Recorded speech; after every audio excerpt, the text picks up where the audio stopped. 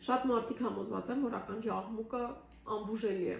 Տեսեք, այստեղ շատ կարևոր է հասկանալ պատճառը։ Եթե մենք վերացնենք պատճառը, կվերացնենք նաև խնդիրը։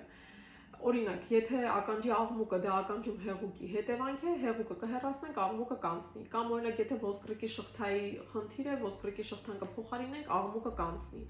Այսպիսով շատ կարևոր է մեր բժշկության մեջ ճիշտ ախտորոշումը եւ ճիշտ ժամանակին դիմել մասնագետի։ Ինչքան շուտ ենք դիմում մասնագետի, այնքան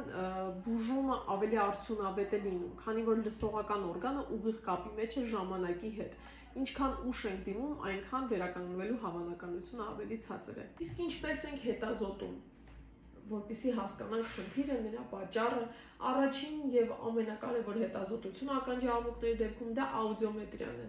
Հետո իմպեդանսոմետրիայով մենք հայտնաբերում ենք միջին ականջի վիճակը նորմալ է, նորմալ չէ, ճնշումը բարձր է միջին ականջում, թե ոչ։ Դրանք պարտադիր հետազոտություններն են։ Իսկ ոչ պարտադիր հետազոտությունները արդեն կախված հիվանդի հետ զրուցելուց, անամնեզ հավաքելուց, դրանք կարող է լինել MRT, կարող է լինել պարանոցի անոթների դուպլեքս, կարող է լինել մի շարք արյան անալիզներ, եւ արդյունքում հասկանում ենք մենք պատճառը։